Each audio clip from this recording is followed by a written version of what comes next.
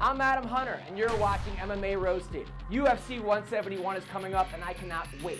The main event is Johny Hendricks versus Robbie Lawler. Some people are picking Hendricks, some are picking Lawler.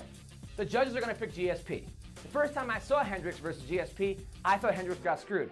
However, when I watched it again with the sound off, I could still hear Joe Rogan screaming. The most impressive thing about Hendricks is not his devastating punching power or his amazing wrestling.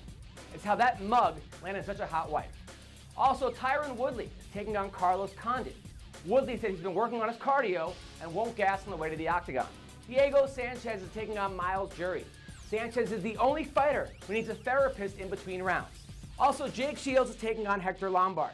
Shields has humped so many fighters that Lombard moved his training camp to Planned Parenthood. Jake Shields has world-class grappling. However, his stand-up is about as good as Lieutenant Dan's. Also on the card is Kelvin Gastelum. Kelvin was the youngest fighter in the history of The Ultimate Fighter. When he won, his mom was so proud of him, she raised his allowance. And Will Campuzano is on the card. During the weigh-ins of his last fight, Will's penis tested positive for growth. His last opponent, Sergio Pettis, said Will was the hardest opponent he ever faced. He said this is not what he meant when he said he wanted stiff competition. Also, Bubba McDaniel's on the card. Bubba recently complained he only made 33 grand in the UFC last year. When I heard this, I was shocked. I had no idea he was still in the UFC. And now for some MMA news. Congrats to Ronda Rousey for landing the new female lead in the new Entourage movie.